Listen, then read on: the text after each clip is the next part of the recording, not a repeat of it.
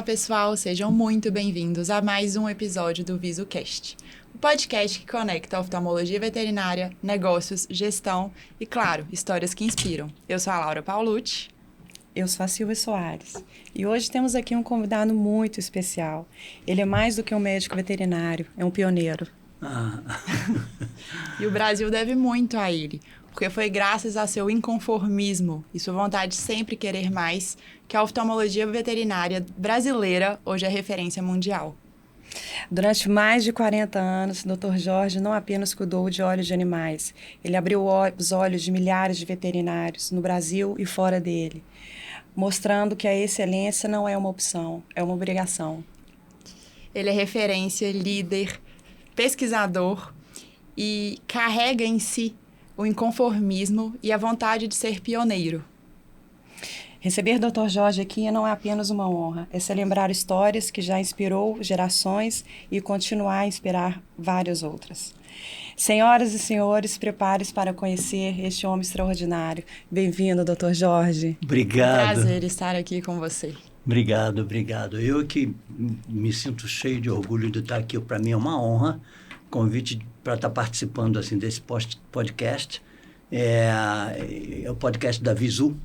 A Visu é a empresa que apostou também na oftalmologia veterinária e inovou. Sim. Inovou como ninguém no planeta, especialmente com a Iovet de Câmara Anterior. Parabéns para vocês. E obrigado pelo convite para estar aqui. Que bom, a gente fica muito feliz. Que bom, pois é. E hoje, antes de falarmos sobre inovação e futuro, queremos começar entendendo de onde vem a sua história. Como é que foi? Você lembra exatamente o momento que optou pela veterinária e quando a oftalmologia entrou na sua vida? Lembro. O momento que eu optei pela veterinária foi um momento de perda de um cãozinho meu na infância e na minha cidade não tinha veterinário. Então, o nosso veterinário naquela altura era um irmão meu de 13 anos de idade, era veterinário da rua e da cidade. E naquele momento do atropelamento do meu cãozinho, nem meu irmão estava. Então, nós ficamos ali assistindo ele terminar a vidinha dele. Foi o primeiro momento na minha vida que eu pensei em fazer a medicina veterinária. Esse meu irmão, que com 13 anos era veterinário da rua, receitava vermífugo para tudo quanto é cão, aplicava injeção de água fervida debaixo da pele, mas as pessoas acreditavam nele. Ele se transformou em veterinário, foi o primeiro médico veterinário da minha cidade, foi o primeiro hospital veterinário da cidade. E Teresópolis, né? Teresópolis, estado do Rio. E atrás dele fomos outros 3 irmãos dos 8. É uma família de veterinários, médicos veterinários. E em especial a oftalmologia, porque quando eu estava em final de graduação, a minha mãe estava ficando cega e o filho mais novo, hoje o menos velho, era eu, quem tinha mais tempo de levar a mãe nos oftalmologistas, nos medalhões e inconformado com a doença dela, que na época era retinopatia diabética e na época não tinha cura para retinopatia diabética. Todos eles diziam que ela estava fadada a ficar cega e foi realmente o que aconteceu adiante. E, junto a isso, eu começo a namorar, porque eu divorciei do primeiro casamento no primeiro semestre da faculdade. Mas eu olhei para uma moça naquele primeiro semestre na faculdade e fiquei interessado nela. Só que eu casei com 18 anos, tinha acabado de divorciar. 18 anos? Tinha acabado de divorciar, tinha 22 anos, eu não queria nada sério com ninguém naquela altura. Então eu olhei para essa moça, percebi que ali a coisa vai ter que ser séria. Deixa eu deixar em stand-by para o futuro, né? Estudamos juntos, eu acompanhei a carreira dela de estudante, vi que era uma boa aluna, isso muito me interessou, e diziam que ela era filha de um famoso dentista de Copacabana. Bom, no último semestre, ela namorava um primo dela, de 2º grau, e o primo formou um semestre antes da gente, e eles terminaram o namoro porque ele voltou para Mato Grosso. Então, o caminho ficou liberado pro titio, né? E eu, então, cheguei nela, começamos a namorar, e quando já namorávamos há 6 meses, ela escondia dos pais, porque pelo fato de eu ser divorciado, pai de filho, e a família muito quadrada. Então, com 6 meses de namoro, fui à casa deles e fui jantar pela primeira vez lá e descobri que ele não era um famoso dentista de Copacabana, mas um famoso oftalmologista de Copacabana, a quem eu, com interesse conjugado, também levei a minha mãe E também ouvi o mesmo discurso, que não tinha nada que ser feito com ela, enfim. E esse meu sogro, ele me ajudou demais no início da carreira. Para ter uma ideia, ele me deu, assim, acho que eu lembro, o primeiro presente que ele me deu foram 3 tesourinhas de íris, para fazer um procedimento chamado iridectomia. Cada uma delas, na época, custava $3.500. Como é que um estudante recém-formado, uma pessoa recém-formada pobre, ia conseguir comprar uma tesoura de $3.500? Nunca. Então, ele foi me nutrindo, me proporcionando, me estimulando, me entregando equipamentos que eles estavam fazendo upgrade na clínica deles, ele, o pai e o irmão, os 3 eram oftalmologistas. E eu ia recebendo esses equipamentos. Então, eu já comecei na oftalmologia bem provido de equipamentos sofisticados, não porque eu tenha comprado, mas que eu tenha ganho de presente, né? Que eu ganhei de presente. Então, juntou tudo, juntou a fome com a vontade de comer, porque é meu interesse pela oftalmologia e, de repente, eu me deparo com um sogro oftalmologista famoso. Não era por acaso. Não era por acaso, Não né? era por acaso. Então, o mergulho foi por aí. Dr. Jorge, o senhor passou por formações internacionais e sempre buscou inovações. O que te motivou a não se acomodar com o caminho tradicional? Bom, primeiro, a minha formação inicial foi toda acompanhando médicos humanos, porque não tinha com quem aprender oftalmologia veterinária no Brasil. E eu procurava fazer tudo da melhor maneira possível, como eu aprendia com eles. Por exemplo, no tema catarata. Eu fazia uma cirurgia delicada, uma cirurgia fina, uma cirurgia bem feita e não dava certo nas técnicas tradicionais, né? FIC, depois FEC e outras técnicas até chegar à facoemulsificação. Isso muito me incomodava. E depois de 10 anos de exercício da oftalmologia, acompanhando oftalmologistas humanos, eu tive a oportunidade de fazer um curso em Nova York, onde eu fui fazer uma pós-graduação especialmente em oftalmologia veterinária. Fui aprender oftalmologia com oftalmologistas veterinários nos Estados Unidos. Isso foi um divisor de águas para mim, porque, por acaso, o hospital onde eu fui, o centro de pesquisa onde eu fui, estava começando a facoemulsificação.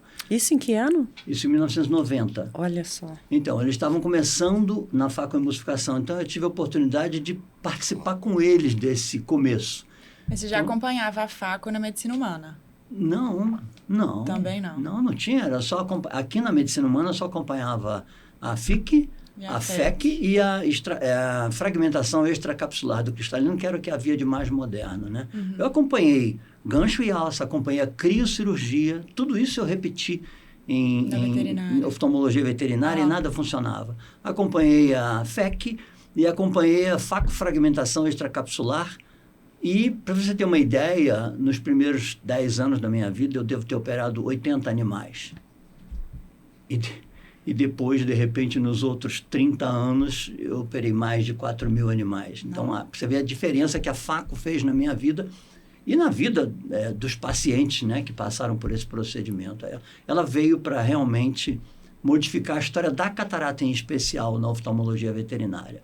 Acho que o Charles Kellman, quando criou a técnica lá para a medicina humana, ele não podia imaginar que benefício estaria trazendo para a oftalmologia veterinária com essa técnica dele.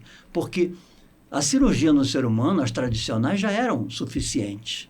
Tanto que o meu sogro e o irmão compraram junto comigo o primeiro equipamento de faco deles, quando eu comprei o meu, e eles fizeram 3 cirurgias e não se adaptaram e acabaram me vendendo o aparelho deles. Porque as cirurgias deles já davam certo em seres humanos. Uhum. Mas para nós não. Para nós foi o divisor de águas. O fazer uma cirurgia de resultado e antes não ter resultado nas cirurgias que a gente fazia. E quanto tempo que você ficou em Nova York nessa época? Eu fiquei o ano de 90. Então, a sua curva de aprendizado na catarata foi em Nova York? Foi. Catarata na faco, Na né? faco foi o seguinte, olha só, eu era um IPG, um estudante de Intensive Postgraduation Course. Uhum. Então, eu não podia botar a mão em nada, eu só podia observar. Mas, quando eles começaram a fazer a faco, eles autorizaram, o hospital separou alguns animais que os tutores doaram depois de mortos, e eu tive a oportunidade, porque na época, a nossa professora, porque eu tive um professor e uma professora, A nossa professora operou 4 animais, ela tinha um residente e um interno. Cada um operou 2, e o 5º animal, quem operou fui eu, porque eu era visitante, eu estava pagando, o curso era muito caro, eles me permitiram operar um animal. Então, eu percebi ali naquela cirurgia no cadáver que aquilo podia fazer toda a diferença. E demos sequência ao curso, né? E até o fim do curso, eu que já tinha assistido algumas cirurgias lá deles, FIC, FEC, extração com crio, e tudo dava tão errado quanto as minhas, eu pude assistir depois o resultado da FACO, enquanto eu estava estudando lá, e ver que a coisa mudou da água azeda, para um vinho muito delicado. Então, eu falei assim, parei de operar catarata. Enquanto eu não conseguir comprar o meu FACO, não opero nunca mais uma catarata. E levou 2 anos. Foi em 92 que eu consegui voltar a fazer catarata, porque consegui comprar o meu equipamento. E as primeiras cirurgias eu fiz sem custo nenhum para o cliente, porque eu estava numa curva de aprendizado. Lá não, lá no hospital a transição foi mesmo custo. Mas aqui não, eu me senti na obrigação de fazer os primeiros, talvez 100 animais, sem custo nenhum. Depois passei a cobrar $100, depois $250, até chegar aos $1.000 que eu cobrava nas técnicas anteriores, levou algum tempo. Doutor Jorge, eu tenho uma curiosidade.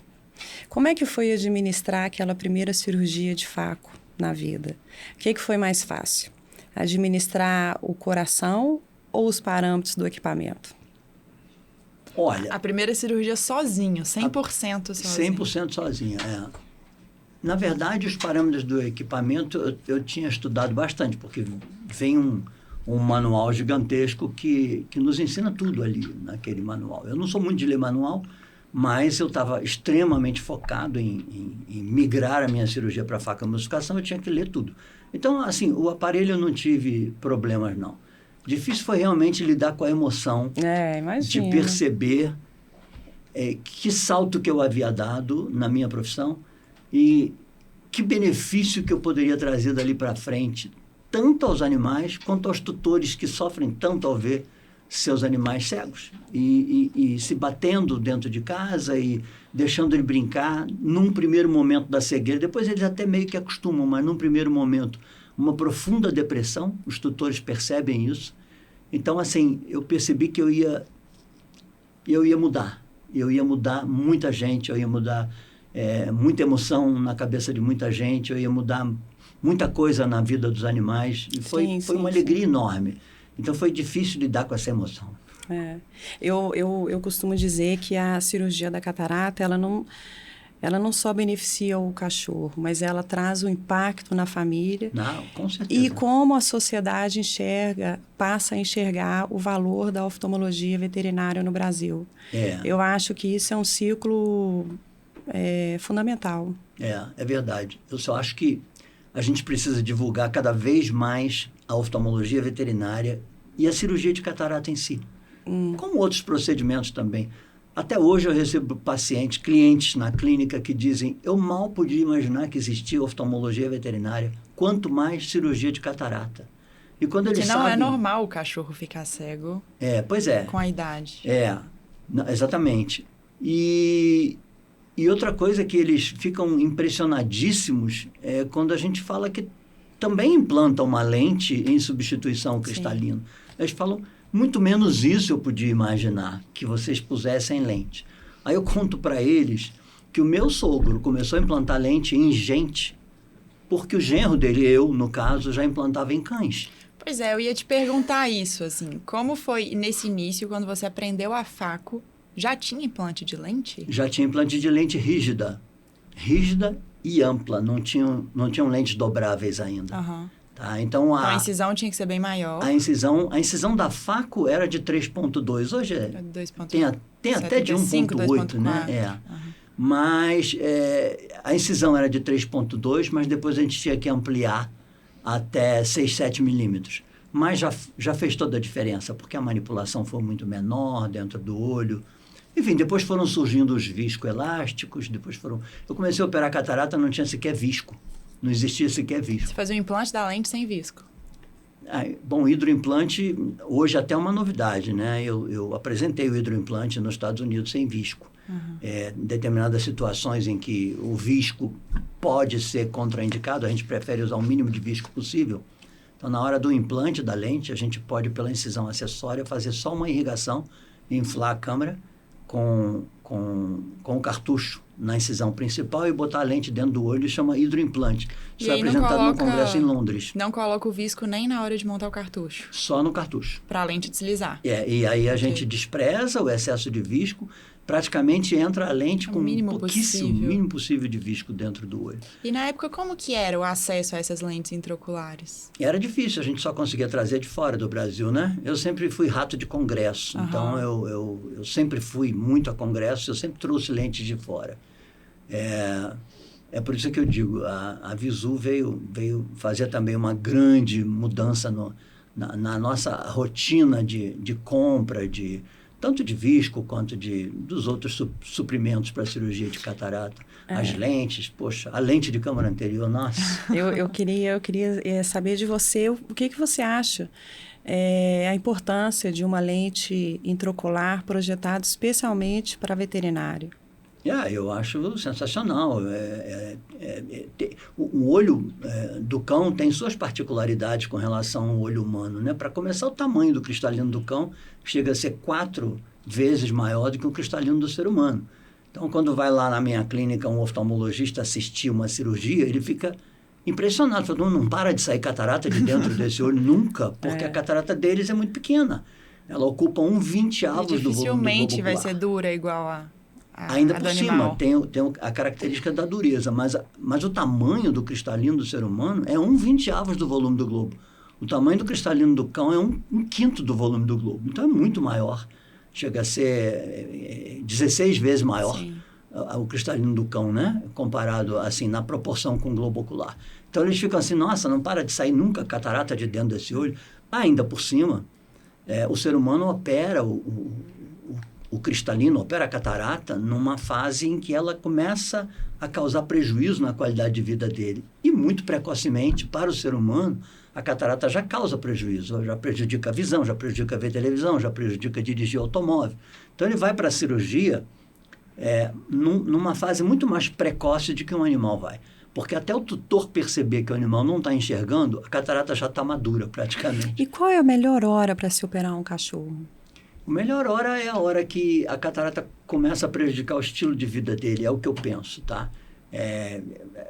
Existem opiniões diversas no mercado, tem gente que viu um pontinho micro de catarata e já quer operar. Eu acho que não, porque toda cirurgia demanda um risco, o animal está enxergando absolutamente tudo, ele pode ser monitorado, basicamente monitorado, para a gente não deixar passar do momento exato. Existe um momento ideal para operar uma catarata. Eu não negligencio operando antes e nem nunca vou negligenciar operando depois. Eu quero operar no momento exato. Então, o momento exato é o momento em que ela começa a prejudicar o estilo de vida do cão. E voltando no tópico da lente intraocular, que a Silvinha perguntou sobre a lente veterinária, uma das grandes diferenças para a veterinária é a dioptria, que é uma dioptria muito alta, né? Exatamente. E dos diferenciais da lente veterinária, principalmente da Iovete, é a espessura, porque mesmo com uma dioptria de 41, ela consegue ser uma lente muito fina.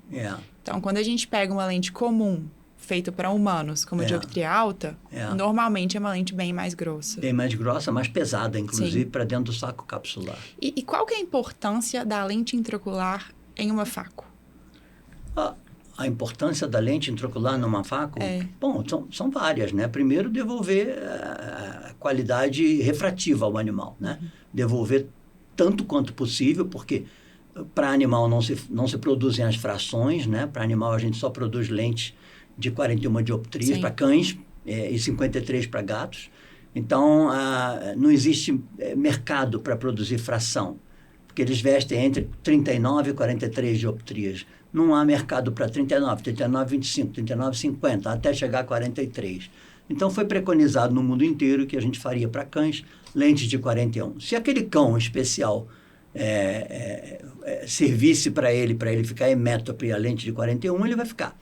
Se por acaso ele fosse um cão de 39, nós estamos dando 2 dioptrias a mais, que não faz tanta diferença. E se ele for um cão de 43, nós estamos dando 2 a menos. Então, isso daí não há mercado. O que a gente pode fazer de melhor é isso. O diferencial da lente que eu vejo da Visu são os Fresnels, o fato de ter a borda quadrada, o que impede a proliferação de células epiteliais e a fibrose pós-operatória, a opacidade de cápsula pós-operatória. Esse é um grande diferencial da lente. No caso da lente de câmara anterior, mais ainda importante, porque ela, até pouco tempo, até antes do advento da Iovet AC, a gente trabalhava com animal afásico sem praticamente lente, ou partia para uma cirurgia bastante agressiva e com muito potencial de dar errado, que é a cirurgia de fixação da lente na esclera. E ainda por cima, essa lente, por mais fixada que ela esteja, ela pode sofrer algum movimento e tirar o animal da refração. Então, a lente de câmara anterior, ela, além de devolver... E eu vou te dizer uma coisa na minha experiência pessoal, tá? O animal recupera com a lente de câmara anterior, na minha experiência, na minha impressão, é de que o cálculo refrativo para a lente de câmara anterior está melhor efetuado do que o cálculo refrativo para a lente de saco capsular. Porque eles, muito mais rapidamente, a percepção do tutor se dá. Às vezes, numa cirurgia muito manipulada, o tutor leva 1-2 dias para perceber que o animal está mesmo enxergando. Até porque eles usam um colar, e o colar sempre dá uma impressão que não está enxergando direito. Mas com a lente de câmara anterior é uma coisa muito imediata, é muito impressionante o resultado. E ela tem um outro benefício, que é procurar manter tanto quanto possível o vítreo lá atrás, né? O corpo vítreo lá atrás, e ele não migrar para frente o máximo possível de tempo, né? Então, é uma lente de suporte para o vítreo se manter lá na posição. E para quem não sabe, a lente de câmara anterior é uma inovação na oftalmologia mundial. Essa é a primeira e única lente na veterinária de câmara anterior. Nasceu no Brasil? Nasceu no Brasil, dentro de casa. Exato. E é muito importante também o tamanho dessa lente, porque ela foi desenhada para não tocar nem o endotélio e nem a íris. Então, a escolha adequada do tamanho da lente é essencial para os resultados positivos. Claro. E eu queria que você comentasse um pouquinho para a gente sobre a lente de câmara anterior na oftalmologia humana e o que favorece o prognóstico dela na veterinária. Bom, na minha opinião, a parte mais importante é a distância da câmara anterior, tá? É bem mais profunda, É muito mais profunda do que o ser humano. O ser humano tem uma câmara anterior muito rasa. E isso talvez seja um inconveniente por causa de toque tanto na íris quanto toque no endotélio corneal. Então, eu acho que nos cães, com a angulação das alças, ela fica distante da íris e fica distante do endotélio. Assim que, em todos os casos que eu operei, todos, 100% dos casos, eu nunca tive uma irite traumática pela lente tocando a íris, nunca tive uma endotelite, nunca tive edema de córnea. Olha, os resultados são incríveis. Os resultados são incríveis.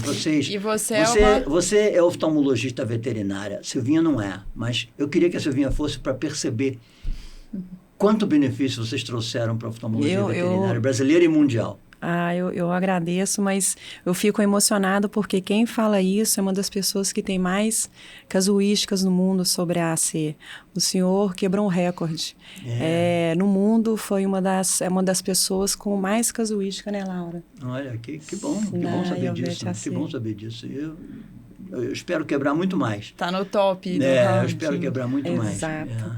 E a lente de câmara anterior, ela é muito interessante porque ela, além de servir para aqueles casos onde não era possível colocar uma lente antes, exato, nos casos de subluxação e luxação do cristalino, ela também é um plano B e traz mais segurança para o cirurgião em caso de ruptura do saco não tenha dúvida. capsular. Não tenha dúvida. Então, a gente sempre fala assim para os nossos clientes, sempre deixe uma guardadinha para plano B.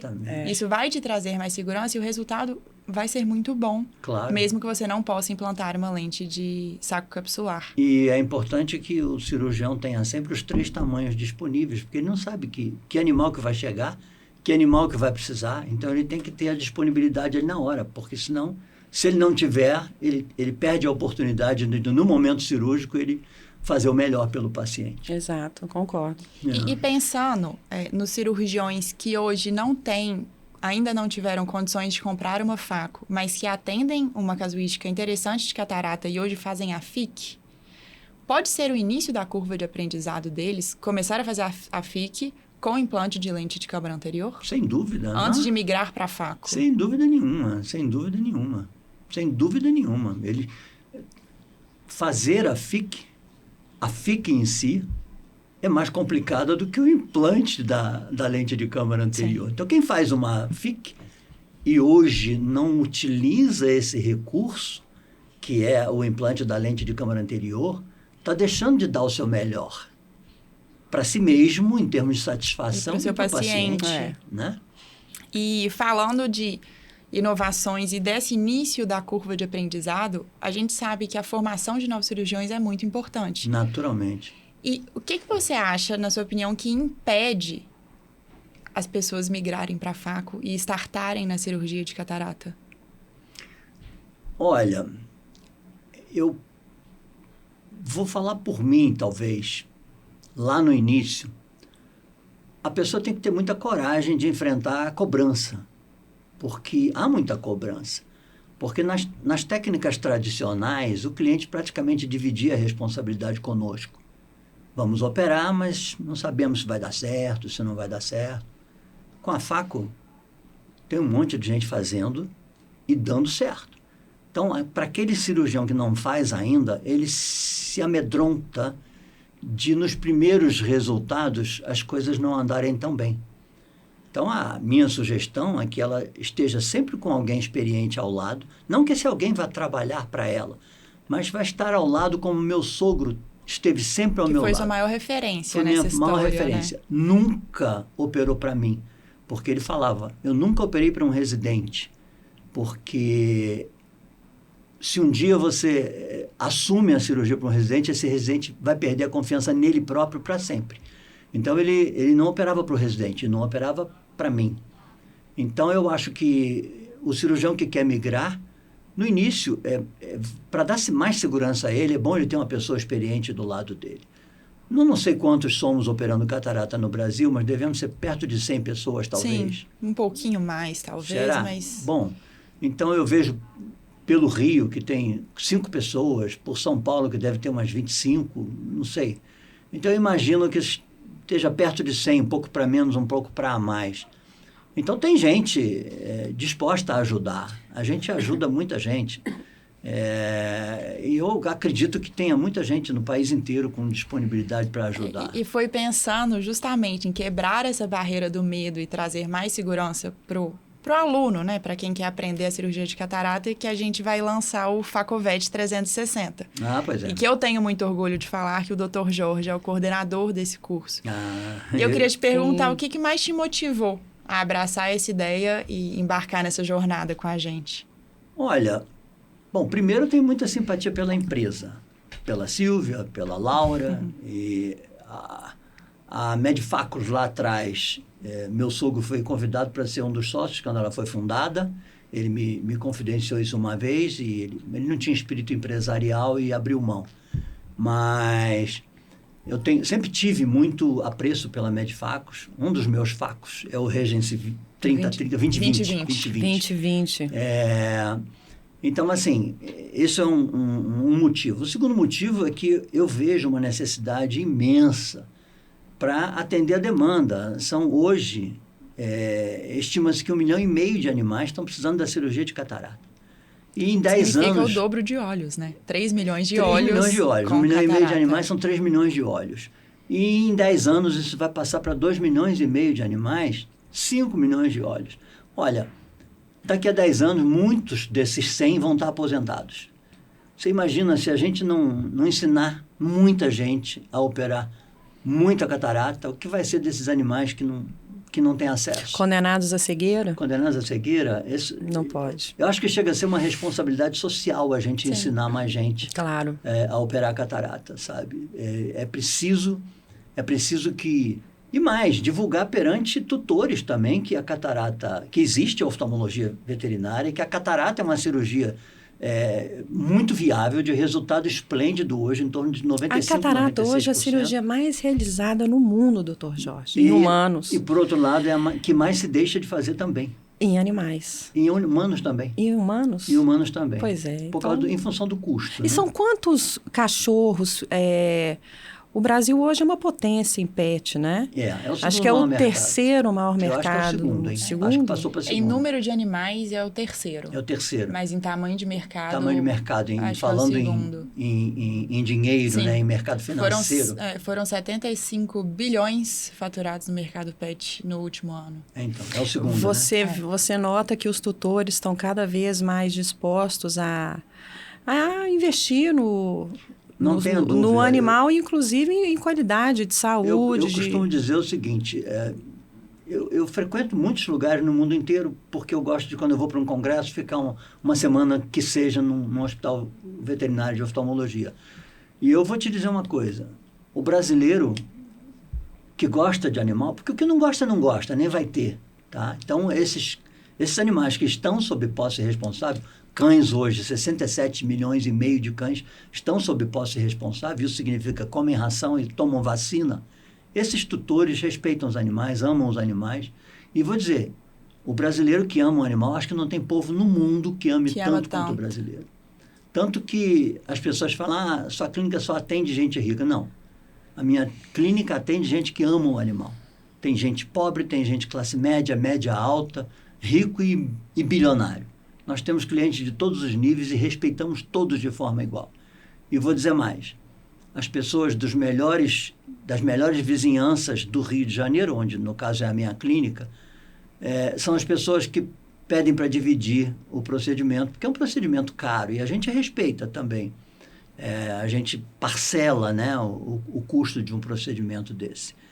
Mas as pessoas que vêm das regiões mais remotas, mais pobres do Rio de Janeiro, as pessoas mais pobres vêm e pagam com muito orgulho em dinheiro, às vezes. Às vezes pagam em uma vez só e em dinheiro. Então, elas são tratadas com o mesmo respeito, tapete vermelho para todas elas, porque chegou na clínica, já ligou, já perguntou o preço da consulta, já está sabendo que vai gastar dinheiro e ainda assim traz o seu animal com todo orgulho de que eles acreditam estarem levando no melhor lugar, entendeu? É uma crença deles, eu também acredito que seja. E a forma como você se posicionou na cirurgia de catarata, né? Você sendo pioneiro da América Latina. Na América Latina. O primeiro veterinário que fez uma faco em animais na América Latina foi o Dr. Jorge. E segundo a Alcon, eu fui o primeiro do mundo a comprar um aparelho zero. Olha aí. Porque naquela altura, os veterinários oftalmologistas da Europa e dos Estados Unidos, basicamente, compravam equipamentos de segunda mão. Mas no Brasil, naquela altura que eu comecei, não existia segunda mão, tudo era primeira mão. Ou eu comprava um de primeira mão ou não comprava.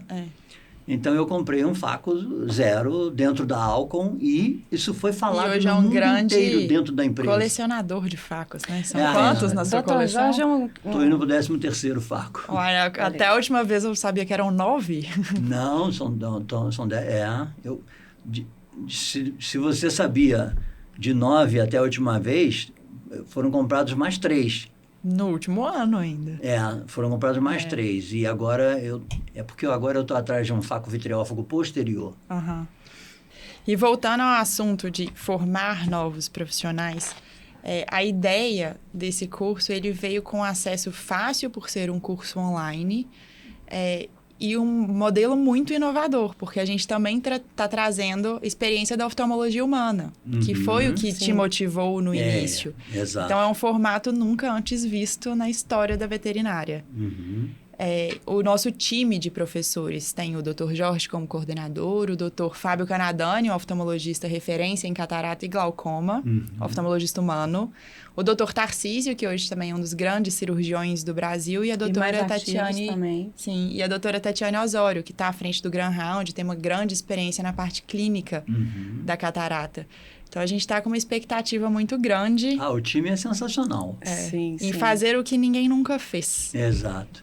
Mas claro que a gente sabe que não é só a teoria, para operar catarata. É claro que quando você tem uma base sólida, você tem mais confiança, isso te ajuda na prática. E é isso que a gente quer fornecer.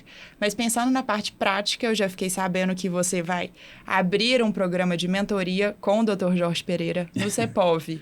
Então, eu queria que você contasse um pouquinho mais desses planos. Eu e minha filha estamos planejando fazer uma mentoria específica para facoemulsificação, tá? Então, a pessoa vai passar... A gente não desenhou ainda especificamente, porque a gente acredita que vai vir gente do Brasil todo e quanto menos vezes e melhor eles aproveitarem cada vez que vierem, vai ser menos custo de passagem, menos custo de hotel, enfim.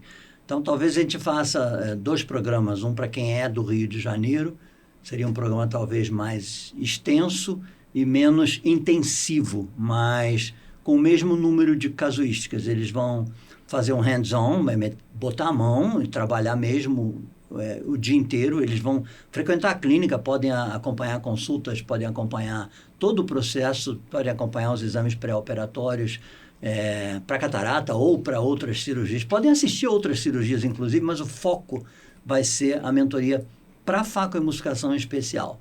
Então, a gente pretende trabalhar inicialmente com os modelos PERCODES, que são modelos sensacionais para treinamento. A minha filha treinou muito, treina até hoje no PERCODES. Então, a gente pretende que 2 dos dias que a pessoa vai ficar lá por semana, ela vai ficar imersa no facoemulsificador, trabalhando em capsulorhexis e na cirurgia completa nos modelos PERCODES. E sob sua supervisão. E vai poder acompanhar suas cirurgias também? Claro, vai acompanhar, vai estar lá acompanhando. E aí completa o ciclo, né? A parte teórica bem feita e diferente de tudo, dinâmica, didática no Facovest 360. E a mentoria prática que o Dr. Jorge vai oferecer no CEPOV nos próximos anos. Eu vou te dizer que durante muitos anos as pessoas vêm pedindo isso, sabe? Mas a gente nunca se organizou para isso. Mas agora a gente tem muito faco, muito microscópio e muita disponibilidade. E agora não é só você também. Você acabou de formar a Natasha como cirurgiã de catarata. É verdade, E eu estou um jovem, né? Quer dizer, eu tenho muitos anos pela frente ainda. Eu tenho muito que ensinar da minha experiência. Sim. Mas eu sempre digo e sempre vou continuar dizendo, é necessário que o cirurgião aprenda e inicie no procedimento. Porque a experiência que ele vai tendo dele mesmo é que vai criando o senso crítico pessoal e que vai fazendo ele ter as opções próprias de condutas de acordo com o que vai acontecendo durante a cirurgia. Se ele não vivenciar a cirurgia, ele não vai vivenciar os eventos que podem acontecer durante a cirurgia. Então, ele vai fazer a mentoria com muita incentivo para que ele comece a operar de fato. Que ele pega a bicicleta sem rodinha, né? Exatamente. E uma das grandes vantagens do PERCODES que eu vejo é a possibilidade de treinar quebra de fratura do cristalino. Exatamente. Que infelizmente o olho de porco não te permite. E como foi a experiência da Natasha? Você acredita que isso deu uma acelerada mesmo na curva de aprendizado dela? Muito grande. Ela fez também o curso... Do simulador virtual, né? O curso virtual. Ela fez o curso virtual, ela achou válido, mas eu vou te dizer que ela, em particular, avançou de verdade com o PERCODES. Eu acho que o treino faz a perfeição. Você ter ali a prática, o treino e a disponibilidade de você fazer... são 300 óleos? Quantos que vem? São 30 óleos de catarata e 300 capsulorhexis. Olha para você ver. Imagina. Não, e a diferença dos 5 primeiros óleos para os 5 últimos dos 30 é absurdo. Ela é absurda. E eu sempre brinco aqui, assim, aquela fitinha da capsulorhex. Faz a primeira e guarda. Compara com a...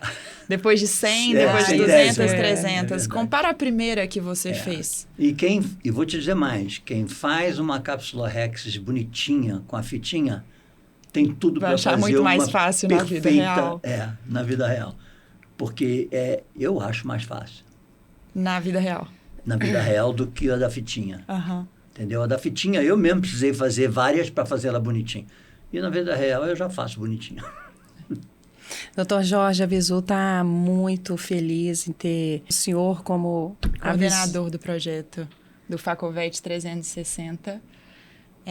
Eu tenho certeza que vai ser incrível e que os alunos vão aprender de uma forma como eles nunca aprenderam. E é importante também a gente falar que não é só para quem quer começar na catarata, mas para quem tem insegurança, quem sempre entra numa cirurgia com medo de romper a cápsula, quem não sabe equilibrar os parâmetros do faco e quem deseja, de fato, lapidar a técnica, né? Esse é o nosso objetivo e, por isso, esse time tão forte. E tá um programa lindo, robusto, com conteúdo muito bem pensado, preparado, didático, né, doutor Jorge? Está na mão de quem sabe fazer, né? Exato. Estamos com... E a gente está muito feliz, eu te agradeço novamente, muito obrigada por tudo. Eu que agradeço, para mim é uma honra muito estar obrigada aqui. por tudo, inspirar essa nova geração de oftalmologistas dispostos a devolver a luz. E quantas pessoas sempre sonharam em aprender catarata com o Dr. Jorge Pereira? Agora é possível. É possível. Sempre foi, né? Mas, na verdade, agora a gente vai atingir um público muito maior, né? Exato. E com um curso de excelência, né? E que nunca, num modelo que nunca foi apresentado no país, talvez no mundo, né? Quem sabe? Vai ser um divisor de águas, realmente. Vai ser um divisor de águas. Eu espero que a gente consiga convencer milhares, dezenas de milhares, quem sabe, estimular, né? de médicos veterinários e oftalmologistas veterinários, principalmente, a ingressarem nesse mercado da catarata, porque há muita demanda e é muito necessário. É uma questão de humanidade até. E o propósito da profissão é muito bonito, né? De devolver a visão ao cachorro. É verdade. É verdade. Eu acho que eu costumo dizer que eu amo a cirurgia de catarata porque tem cirurgias gerais em que o benefício não é perceptível. Porque o cão vai para a cirurgia, ele está relativamente bem. Por exemplo, ele vai operar um nódulo no baço. Ele vai operar bem e sai da cirurgia bem. Mas no nosso caso da catarata, não.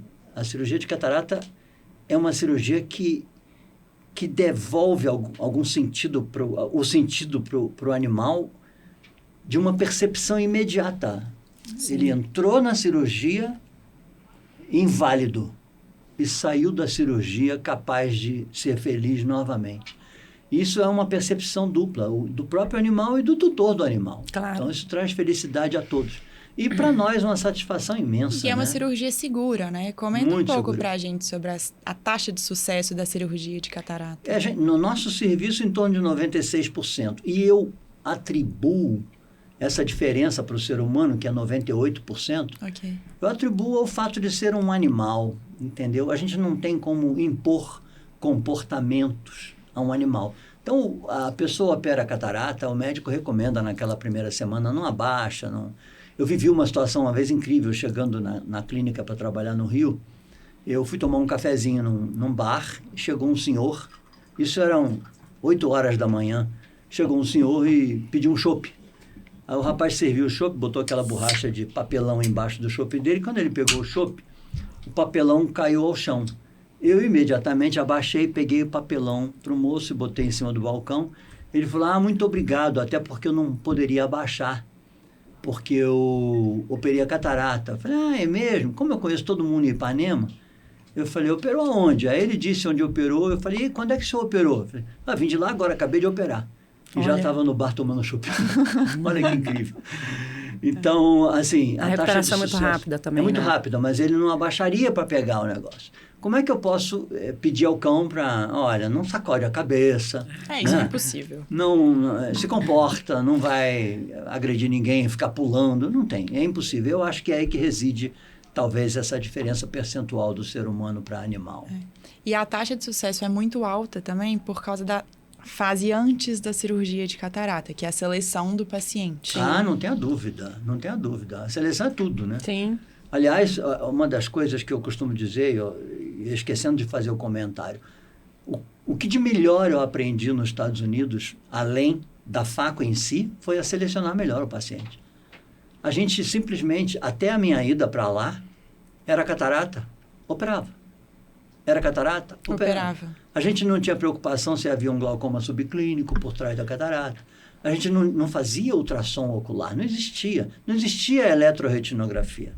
Olha só. Entendeu? Então, o que eu aprendi lá de mais importante, além da faco, foi a selecionar melhor os pacientes que deveriam ir para a cirurgia ou não. Boca. Boca. É impossível operar um animal com a boca cheia de tártaro. Cheia de placa bacteriana, infecção, estomatite severa bacteriana, não dá. Não dá.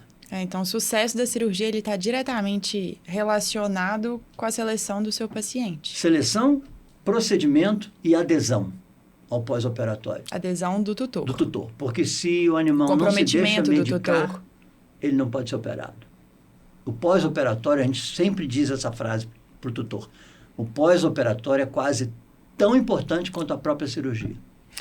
E doutor Jorge, se o cachorro pudesse falar, o que você acha que ele falaria para o senhor depois da Doutor Jorge, eu te amo. Acho que é isso que ele diria. É. Eles me amam, anyway. Conta pra gente, qual o caso mais marcante de cirurgia de catarata que você já vivenciou?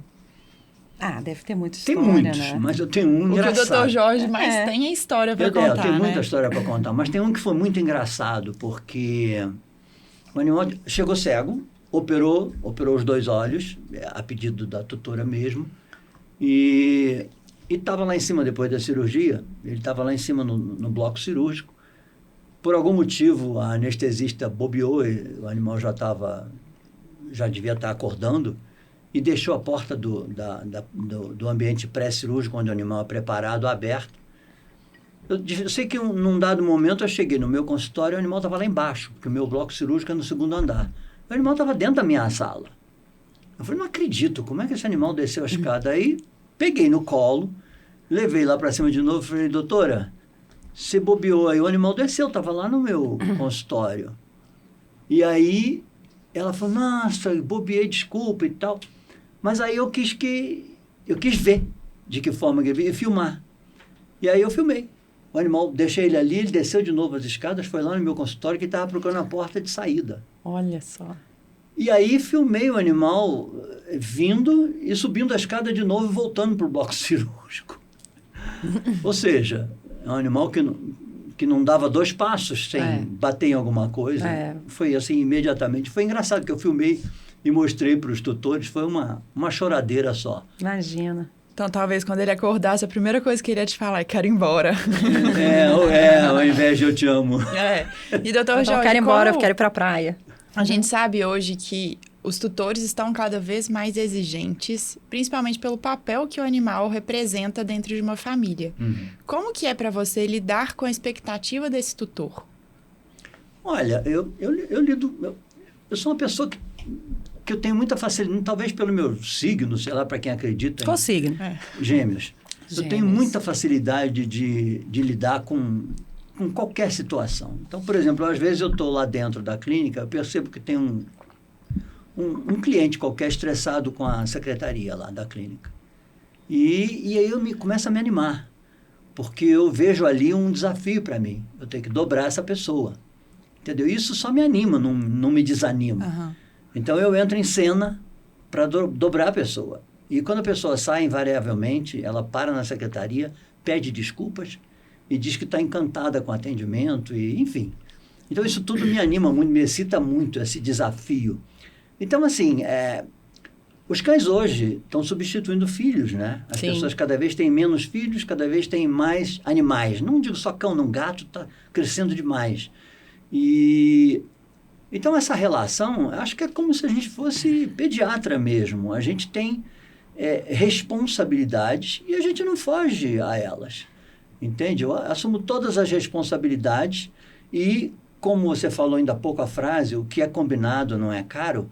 A gente, quando está diante de um caso que demanda mais risco de insucesso, o cliente vai estar ciente disso tudo antes do procedimento. Tudo que pode acontecer, o cliente sabe antes do procedimento. Então, o que é combinado não é caro. Por exemplo, se eu digo para um cliente, olha, essa eletroretinografia diz para mim, desenha para mim, projeta para mim que seu cão tem retina para mais 3 anos. daqui a 3 anos as curvas já vão estar tão baixas que ele não vai estar cego mais por causa da catarata, que não tem mais catarata. Mas ele vai estar cego porque a retina está morrendo.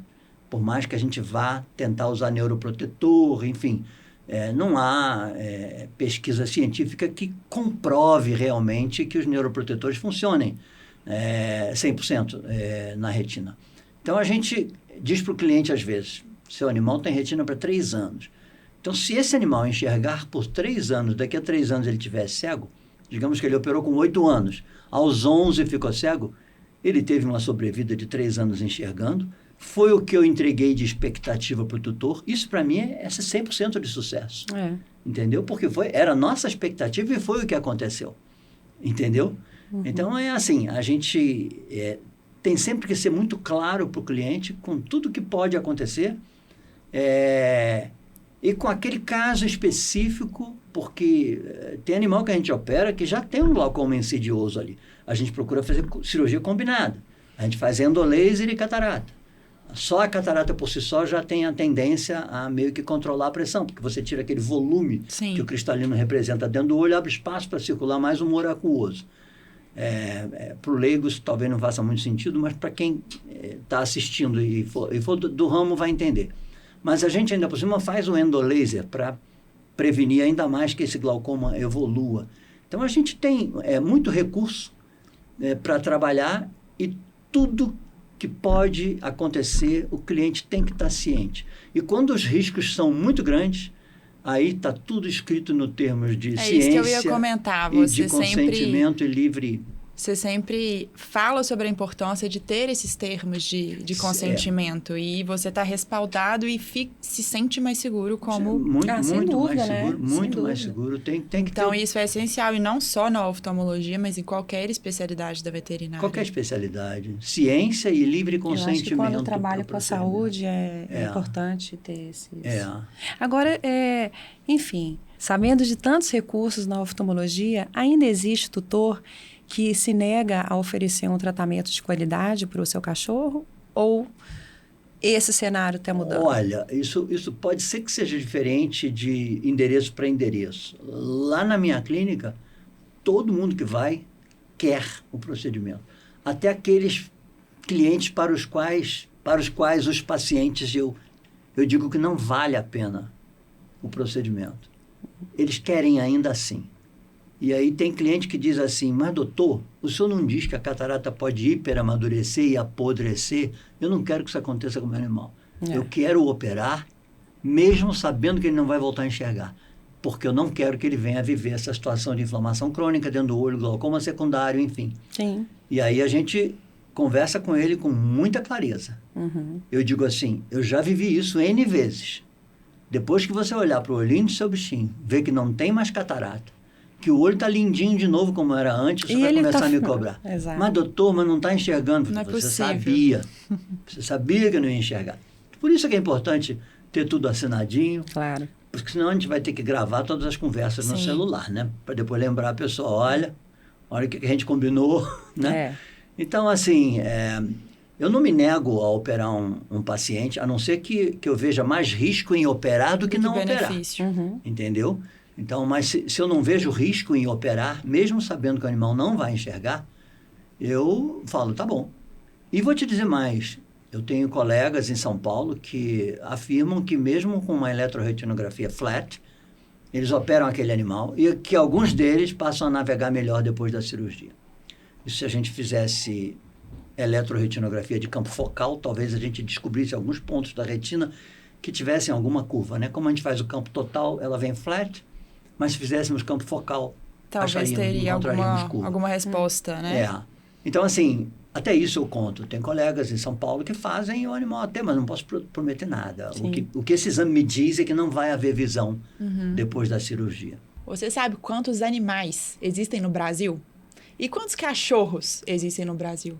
São 68 milhões de cachorros pet vivendo hoje no nosso país. E vocês têm ideia quantos desses animais precisam de passar por uma cirurgia de catarata? Bem, hoje, nesse exato momento, cerca de 1,5 milhão de animais precisariam passar por procedimento de catarata. Umas seriam unilaterais, outras seriam bilaterais. Então, a gente pode pensar em torno de 2 milhões de animais, de olhos, precisando de uma cirurgia de catarata. Uau! E olha, nos próximos 10 anos, esse número tende a ir para 2,5 milhões, que pode chegar a 5 milhões de olhos precisando de uma cirurgia de catarata. Quantos profissionais hoje são ativos na cirurgia de catarata no Brasil? Hoje eu acredito que gira em torno de 100. Agora imagina, se cada um desses 100 operarem 100 olhos por ano, quantos animais vão deixar de ser operados? Quem vai atender essa demanda? Esses animais estão condenados a ficarem cegos? É uma covardia. Sim.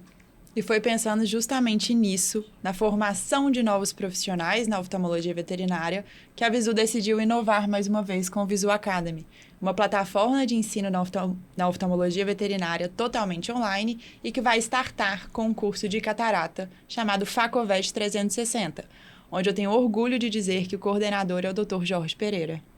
Eu é que tenho orgulho de ser convidado para coordenar esse curso. Vai ser uma renovação, um divisor de águas na oftalmologia veterinária. Se Deus quiser e Ele quer. E é um curso disruptivo, porque ele tem integração e interseção total com a oftalmologia humana, onde a gente tem como professor o Dr. Fábio Canadani, que é especialista em glaucoma e catarata. Vai ser de um formato nunca visto antes.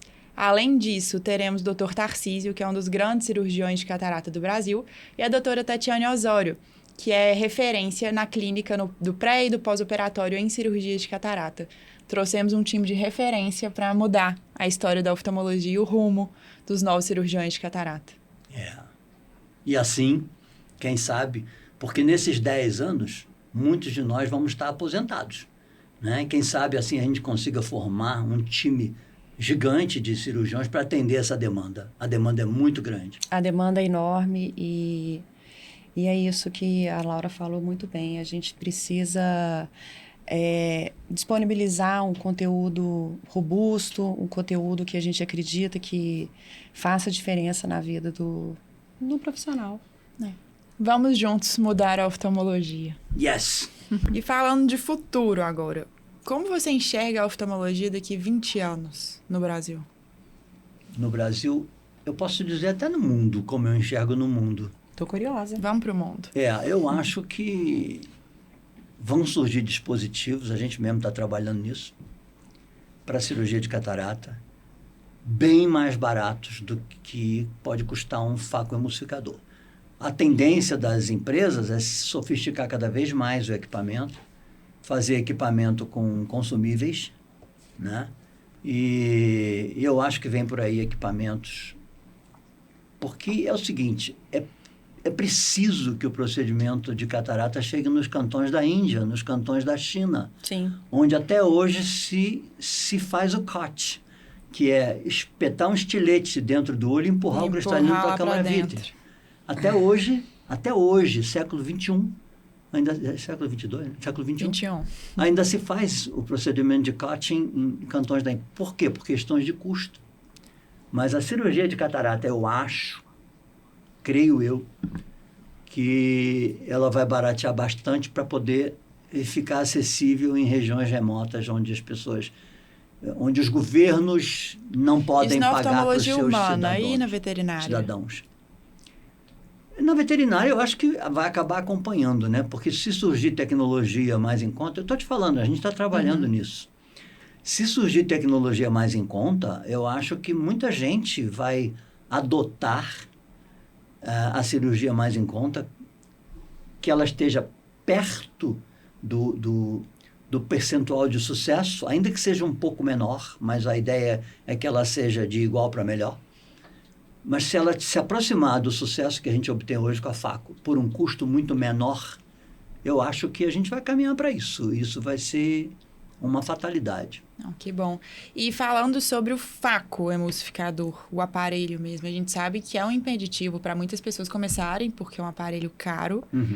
Então, para quem quer entrar no mundo da cirurgia de catarata, qual que é o seu conselho em relação a equipamentos? Como começar? Eu acho que, olha só, como eu já comprei muito equipamento, não só Faco, não, outros equipamentos, lâmpada de fenda, tonômetro, eu sou um comprador, eterno comprador, de pessoas que fizeram uma pós-graduação, se equiparam e depois por algum motivo, não mergulharam na oftalmologia e querem se desfazer dos seus equipamentos. Eu estou sempre atento, porque tudo que aparece de oportunidade eu compro, porque eu sou comprador, sou um eterno comprador. Então, eu acho que a pessoa não deve investir R$200 mil num equipamento de cara, até sem saber se vai se adaptar ao procedimento, se vai ficar mesmo na oftalmologia, se não. Então, eu acho que ela deve comprar. Hoje tem equipamentos muito baratos de segunda mão, tem equipamento de R$10 mil. R$10 mil é quanto custa uma cirurgia de um olho de catarata. Então, qual que é o seu equipamento predileto? Hoje é o meu melhor. E o melhor que eu tenho hoje é o Alcon Legacy, série 20.000 Everest. Eu tenho 3 desses. Esse é o meu equipamento melhor. Tá? Eu gosto do Regency 3030, gosto muito. 2020. 2020. Eu gosto... É porque eu já imagino logo que ele é mais sofisticado. Eu gosto tanto que eu acho que o faco frio e o faco pulsado dele é muito melhor do que os meus Alcon 1 e 2. Eu acho que o Regency tem uma característica muito bacana, que ele é um equipamento portátil. Além disso. Então, você de pode... vias autoclaváveis. Exato, também. Hoje, quem tem equipamentos de vias autoclaváveis tem que guardar com unhas e dentes. Eu tenho vários. Por quê? Porque os cassetes, eles vão... Cada vez estão ficando mais caros. Cada vez estão ficando mais caros e mais escassos. Eles produzem um equipamento novo que o cassete do anterior não serve para vender consumíveis, naturalmente. Mas é o mercado, né? É o mercado. E, então, eu não vendo por nada meus equipamentos que são de vias autoclaváveis. Esses são um patrimônio enorme. Por isso é que eu nunca vendi um faco. A Medfacos tem uma base, acho que, enorme de Regency instalado pelo Brasil inteiro. Acho que são mais de 500 unidades.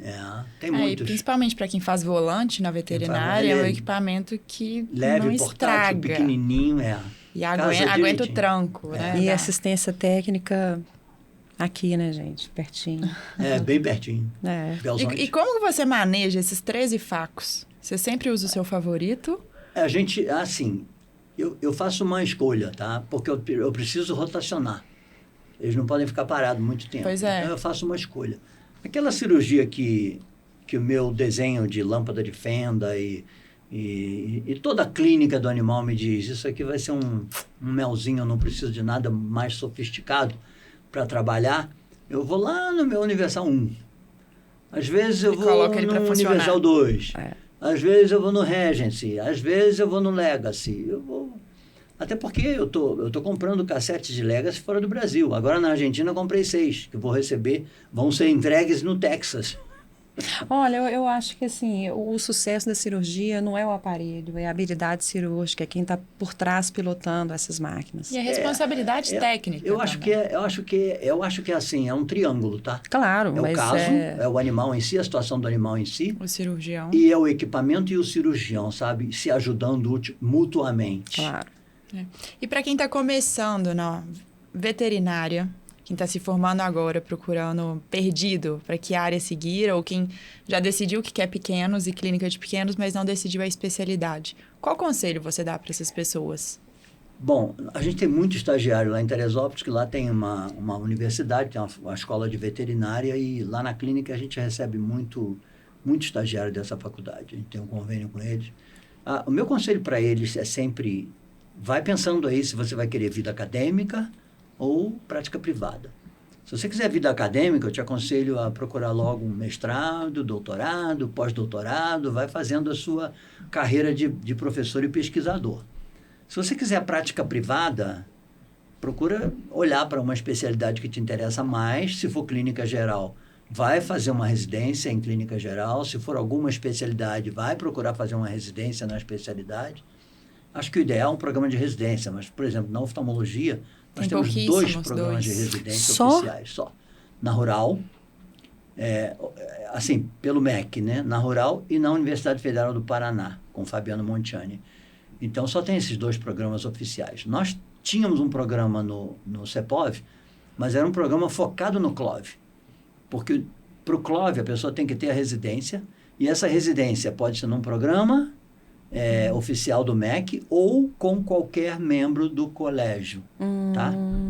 Mas eu parei de oferecer essa residência quando lá atrás a presidência mudou e ficaram de criar de novo um comitê de residência que ainda não decidiu como é que vai ser, se vai continuar sendo possível uma residência. Porque eu não posso falar com a pessoa, vou te dar uma residência de 2 a 4 anos e depois ela chega lá no CLOV para fazer a prova, não vale. Entendeu? Então, eu não posso viver esse constrangimento. Então, eu parei de oferecer residência. Mas, a qualquer momento, pode ser que ela volte. Então, eu acho que, para quem vai para a prática privada, residência, pós-graduação, no tema que escolheu. Eu fiz 2 pós-graduações em oftalmologia, uma lá no Casper Research Institute, outra em Los Angeles, em Harvard UCLA, específica em pesquisa oftálmica.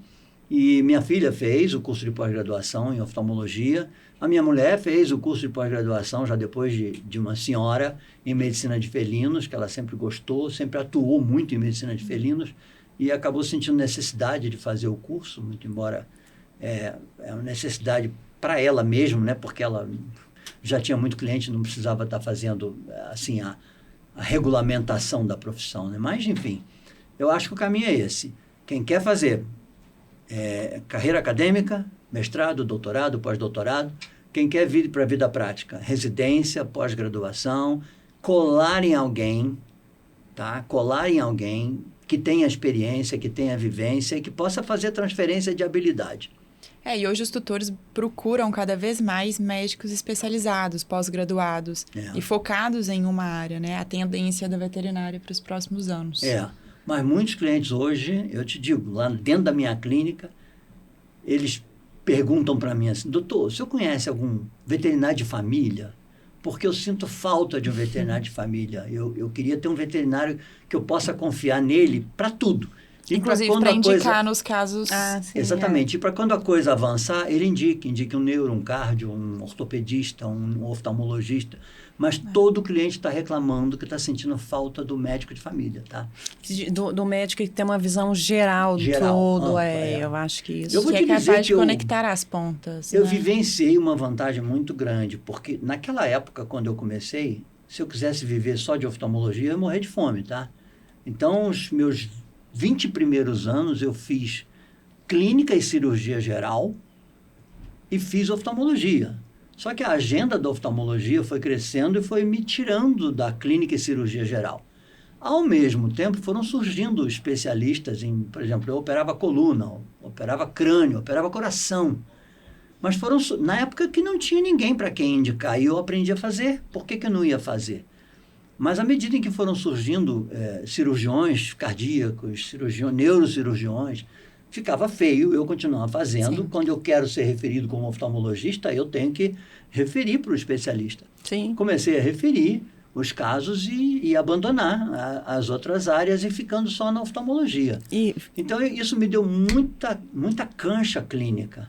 Além disso, além de eu ter vivenciado muito a clínica, 20 anos, eu vivo na minha clínica em Teresópolis, é a clínica geral, são 22 veterinários. Eu participo dos grupos de discussão dos casos lá. Então, eu estou constantemente updated. Somos suspeitos para falar, mas a oftalmologia é apaixonante. A oftalmologia é muito apaixonante. Eu acho o propósito incrível. É muito apaixonante. E a microcirurgia, né? É muito apaixonante. E como todo cirurgião e clínico tem que tomar decisões rápidas...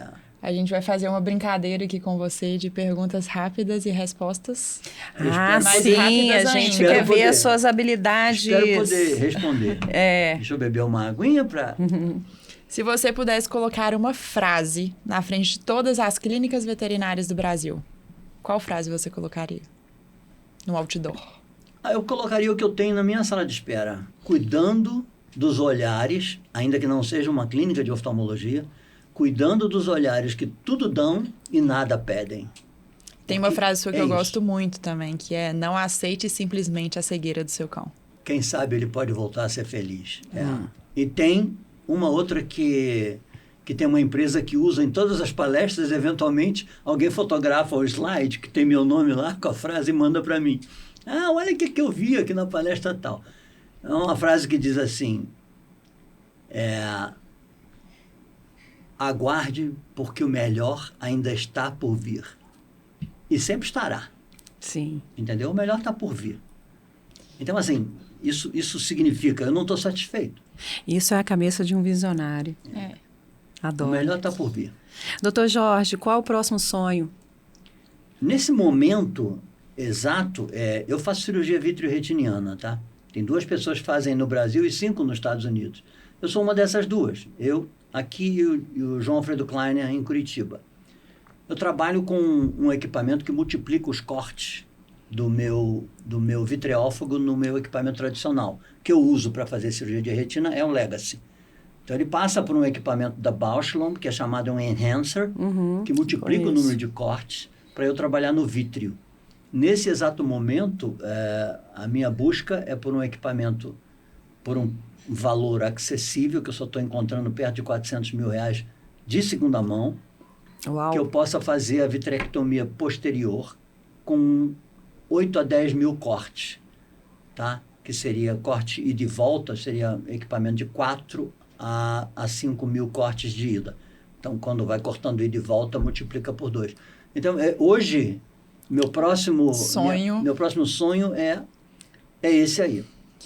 E qual mania ou ritual você tem antes de entrar em uma cirurgia? Posso falar? Pode. Claro. Oro. Enquanto eu estou me paramentando, me lavando, eu estou orando. Eu oro pelo animal, não oro por mim, não. Pelos dois, e para abençoar acho, as suas mãos. Eu oro, é um ritual. Legal. Qual foi o comentário mais inusitado que você já escutou de um tutor? Não posso falar. Não. Escolhe um que pode. Tem que escolher um que pode. É porque o que não posso falar, tão inusitado que apaga os outros. Mas, sim, eu ouvi algumas velhinhas, bem velhinhas, dizerem assim, doutor Jorge, se eu fosse mais jovem... Inusitado. É inusitado. E aí eu respondi, olha, não tem nada de ser mais jovem, não. Você está muito bem. Não fala 2 vezes. E se você pudesse trocar de profissão por um dia? É difícil. Um dia só, doutor Jorge? Talvez se eu não fosse oftalmologista, neurologista, veterinário. Ainda segue na veterinária, mas neurologista veterinário. Eu costumo dizer que eu quero... Dizem que quem tem um espírito muito elevado não precisa voltar à vida, né? Eu quero ser um espírito muito restaquera, porque eu quero voltar para essa vida. Eu quero voltar para essa vida, eu gosto de viver, eu quero voltar para essa vida, quero voltar homem de novo, quero vir no mesmo núcleo familiar, se possível, e vou ser médico veterinário de novo. E, se possível, oftalmologista. Que lindo. Na próxima vida. E impactar a vida de milhões de cachorros e Deus quer. Escrever dessa história linda toda de novo. Deus quer. E sabemos que você gosta muito de músicas, então para finalizar, qual seria a trilha sonora da sua vida? A trilha sonora da minha vida. Pergunta difícil, hein, Laura? Difícil. Naquela mesa está faltando ele. Essa eu não conheço. Eu também não. E a saudade dele está doendo em mim. Nunca ouviu? Não. Você já ouviu, sim. Com certeza. Eu não vou cantar, não. Eu ia te pedir para cantar, para dar uma palhinha pra gente. Não, legal. Eu não sabia que doía tanto. Uma mesa num canto. Não conhece isso? Não. Naquela mesa tá faltando ele e a saudade dele tá doendo em mim. Aí, finalizamos com a palhinha do Dr. Jorge. E claro que para não passar batido, a gente tem um presente super especial para você, que é o relançamento de um novo produto da Visu que está em um formato inovador, com placas eletrônicas. A gente mudou todo o interior deste equipamento e você é a primeira pessoa a receber ele em mãos. Que maravilha. É o aparelho para exame fotocromático. É o novo Cromovete. Cromovete. O Cromovete. Você vai reparar como é que ele está muito mais leve, ergonômico. Eu vou te dizer uma coisa. Isso aqui é uma ferramenta que nenhum oftalmologista veterinário pode deixar de ter. Nossa, que espetáculo, que lindo, A gente tem 3 cores, branco, verde e azul, mas escolhi o azul para você. Mas se você quiser trocar, eu acho o verde incrível. Não, mas tá lindo aqui, não quero trocar não. Obrigado. Então, em primeira mão demais, para olha. sua coleção de equipamentos. Isso aqui é uma ferramenta imprescindível. Eu acho que é para todo veterinário, não só oftalmologista, né? Para fazer É verdade, é verdade. Para identificar que aquele cachorro pode ou não ter algum problema de visão. Exatamente, para que ele qualifique ainda mais o exame Na consulta. De resposta fotopupilar. Aqui ele vai ter uma resposta, embora não quantitativa, mas vai ter uma resposta qualitativa muito interessante. Isso aqui não é muito viável para ser humano, porque a pupila do ser humano é muito pequenininha, já é naturalmente muito pequenininha. E a dos animais, dos cães, dos gatos, ela é mais dilatada naturalmente. Então, a gente observa com mais precisão a resposta fotopupilar. E a gente pensou na ergonomia na hora de fazer um exame. É. Você pode segurar assim, ó. Aqui, ó, me empresta. Me diga. Você segura aqui.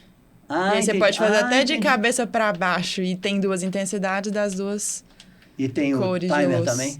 Não, ele não tem o timer. Não tem o timer, É tá. só ligar e desligar. E vai com a tabelinha para...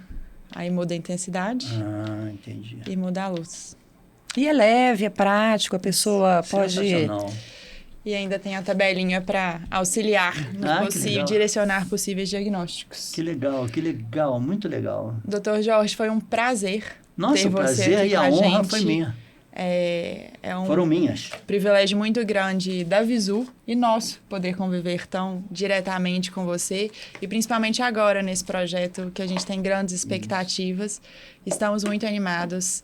Queria te privilégio é agradecer recíproco. muito em participar disso com a gente e abraçar essa ideia. E principalmente de estar ao seu lado, escrevendo um capítulo tão importante para a Visu e um divisor de águas para a oftalmologia veterinária no Brasil. E reforçando Vai a ser. importância que você tem para a oftalmologia veterinária.